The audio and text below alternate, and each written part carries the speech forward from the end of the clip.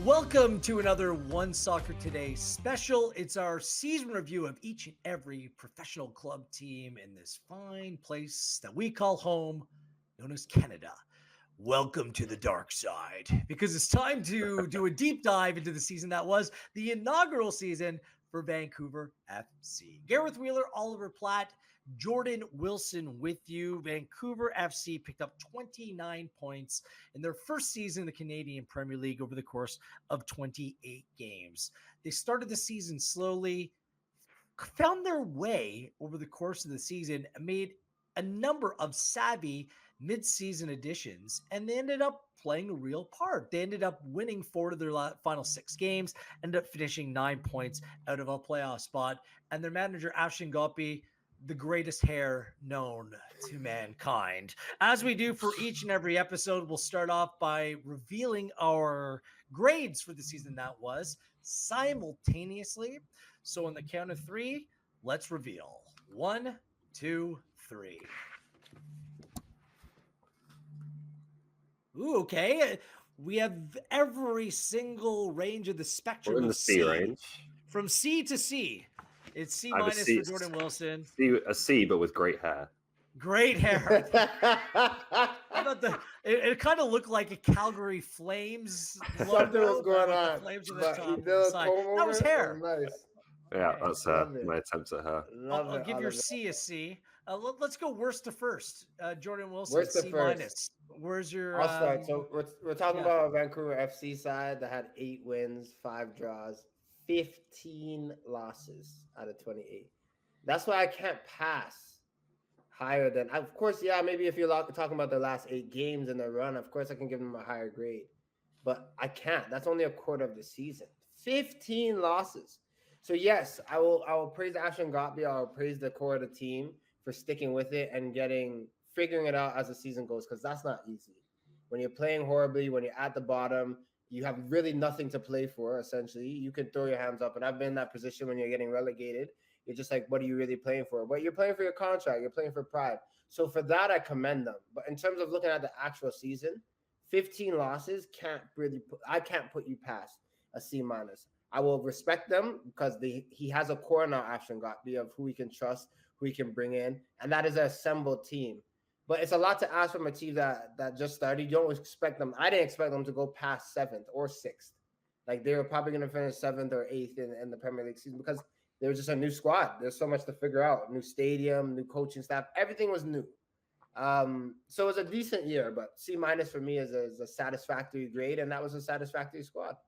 All right, Ollie, you want to step higher? Defend your case. Yeah, I mean, I was closer to a C minus than a C plus. I think it's natural. There's probably going to be some recency bias in the way we talk about Vancouver because they did finish so strong. A lot of the season was pretty miserable, to be honest. They took some pretty bad beatings at times. But the mid-season overhaul of the squad, eventually, it took a bit of time, did pay off and gave people optimism, I think, for next season at least. I also cut them a little bit of slack because I think, coming into the league as an expansion team is difficult in any circumstances. I think it was very difficult for them in that it all came together quite late in terms of their building of the squad and building of a club, really, to be in the CPL. So you hope for better things for next year, and I'll give them an acceptable C based on their first year performance. Acceptable. As an expansion team in this league, you have 2 goals, okay? 1, not finish last. They didn't finish last. The second goal is show progress in improvement throughout. They absolutely did that. Ollie, you touched on it. This team was built late. They were ill-equipped to enter the season. After their first win at York United, they then went 8 games without a win. They lost one of their key players in Caden Chung through injury, but they ended up adding players like the Bond villain Vasco Fry. They made the trade for Mickey Cantav. They brought back Guero Diaz, who maybe didn't perform as you expected, but still added something to this team that it didn't have.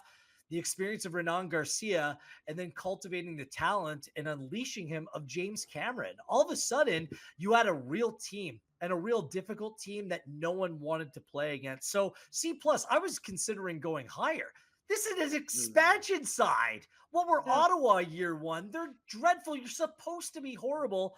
This team was not horrible. Maybe if it wasn't for the tractor in the back of the camera shot, always in the game coverage, I would have given them a higher grade, but the tractor was driving me crazy. So I couldn't right. go a B minus there. So a C plus. And I think you guys are being a very You've difficult You know what? We graders. might be harsh. We might be being you've talked harsh. me back with up Wheels. to a solid C. Expansion.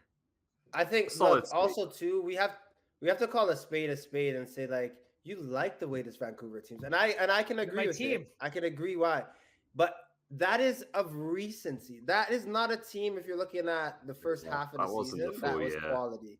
That was Of course, like the I last 10 explained it games. though. You Yeah, expect it's true, expansion but for teams to me, stink out of the gate. So I have But- to look at the whole season. The whole season was it was bad. Also, what we haven't mentioned is their goal difference. We'll probably get into later in the show. okay, Well, okay. like, just to add one more quick, even late in the year, like I remember doing color commentary on a game against Forge where they just didn't show up. Like there were too many days like that for me to give this team more than a C. I understand there is optimism though about the way they were able to finish the season in a lot of the games they played. But they also became the first club ever to go to Forge and play a goalless draw. So there you go. The highs and lows of an expansion side. And by the way, great kits, outstanding Yeah. kits. So For there sure. you go. I have I a like it, star boys. performer in mind. Who wants to go first with the star performer of the season for Vancouver? I can take that one.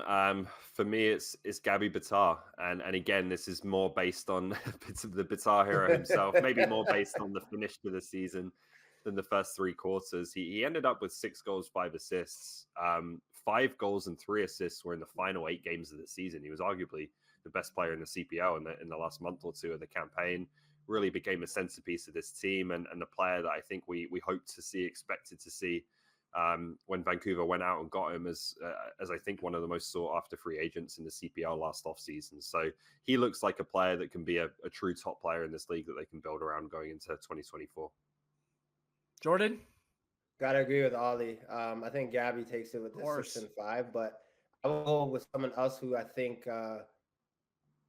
he kind of, for me, he did what he was supposed to do coming to the team, and he knew the CPL, he knew the landscape, but he came in with 6 goals and an assist, and Sean Hundle, and sometimes coming off the bench, but The brand. providing that release valve that Vancouver needed.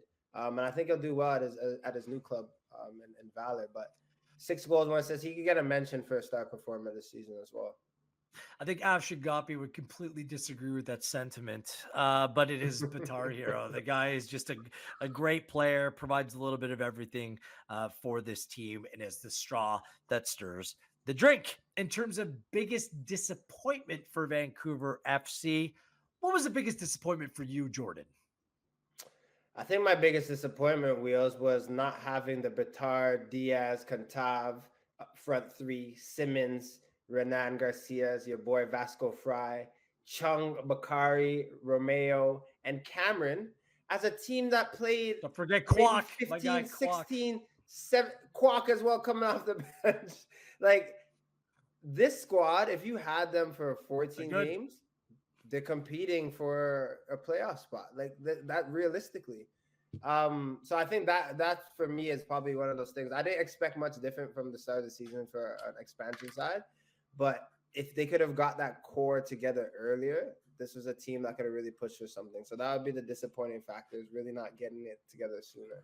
So regret is your biggest disappointment. Oliver Platt, what is it for you?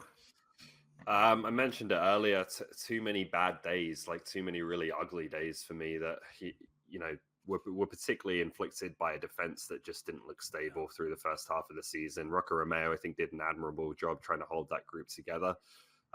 But there were a few guys who struggled, a few guys who didn't last the season in terms of staying on the roster and found it really difficult. 5-0 against Ottawa, 6-3 against Pacific, 5-1 against Cavalry. Like I mentioned, even a little bit later in the year, they had a 3-0 against Forge, where I thought it was just way too easy for Forge on the day. So that, to me, has to be right up the top of the priority list, is just having a more solid foundation next year and refusing on a kind of team level, a culture level, refusing to have those days where you look way off as they did. Yeah, it's the 50 goals conceded, 6 more conceded than anyone else in the league. And it wasn't the number, Ollie, that would bother you, it was just how easy it was at times. Like Yeah. self-inflicted wounds, just really soft defending. That's most certainly an area that requires improvement heading into 2024. So speaking of 2024, Ollie, what changes need to be made? What needs to be added? What can be done to help this side take a step forward? Yeah, I think they're probably the biggest or the most difficult team to predict going into 2024. They were really aggressive mid-season.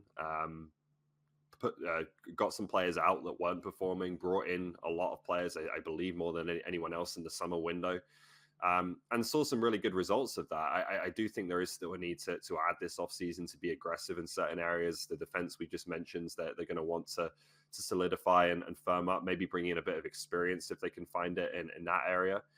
And around that, there should be some nice pieces. You know, Bitar we talked about as being, you know, potentially one of the top players in the league. Callum Irving in goal, I think you can rely on. Cameron looks like a really promising young player at fullback. So there is a nice starting point for them, and it'll be interesting to see just how aggressive they are in trying to build around that. We saw Atletico Ottawa after their first full 28 game season in the CPL. They went out and had a great off season after struggling in that first full year, and won the regular season the following year. I'm not saying that's going to happen with Vancouver, but if you can build on that first year and the good pieces you do find, you can be relevant pretty quickly, and it'll be interesting to see. Jordan. Yeah, Wheels. I think for a player that traveled in the CPL, I think they have to use playing on the West Coast to their advantage. There's only Pacific FC that's really close. Everyone else has to get on the plane to get to you. I think making that home pitch, that new stadium, work to their advantage and really picking up wins. I think this team has a great core. I think they can go on and compete for that fifth spot, maybe even fourth spot, depending on who they bring in and if they can solidify that back line. The 50 goals against, they need to nullify that. If they can even cut that to, even if they're letting in more goals, but it can't be 50. Right? It needs to be around what other clubs are doing. But I would just say making home that fortress. They can do that. This league is really about just taking care of moments. It's sometimes not even about winning. It's just about not losing. And they can stay in the bunch. So I just say taking care of that home fortress is huge. I think they have a good, solid core of players. Chung, Bitar, Diaz. But what I'm most excited to see is the continued development of James Cameron, a finalist for under 21 Canadian Player of the Year. I call him the Terminator. The guy is built like it's just unbelievable for a player his age. And to see his development, it was outstanding. And at the time, 16-year-old TJ Tahid. What a story coming in and playing some minutes and on his way to being a big part of the Canada under-17 side that played in the World Cup. That experience will do him really well, and his role will certainly be expanded next season. So I think there's an element of internal growth. Now, there needs to be external acquisition in order to insulate that, continue to put young players in the position to succeed. I certainly think center back is an area that has to be addressed and depth elsewhere, but I think there's a solid core. And guys, call me crazy, I think this team has enough where it can push on and potentially qualify for the playoffs next season. Am I dead wrong on that, We Ollie? agree. No, I don't think you're crazy. They've got a chance. It's going to be a really competitive league again, I think. So there's no guarantees. But what the other advantage they have is they have an ownership group, obviously, that's been through this with Pacific. Their first season wasn't great. They struggled. They looked too inexperienced, too young at times. And they made the necessary changes that off season and have basically been in the conversation to be in the playoffs and win titles ever since. So, like I said, Ottawa are an example, Pacific are an example. It can change and turn around very quickly, and we can be looking at a very different club in short order. Final word goes to you, Jordo. No, I just got to look at the Canadian Premier League quickly. And if you're looking at Atletico Ottawa, they finished with 36 points, right under York United, who made playoffs with 38. Vancouver FC were at 29, but they had 15 losses. Like the making playoffs and not making it when the 8-team league, wow. It's just that small of a margin, right? It's really just taking care of those moments. So they're there. I think for a first season, I can see why you gave them a C, Wheels. Of all their accomplishments in year one, the biggest one, they got a new fan right here. One soccer today. Well done, Vancouver FC.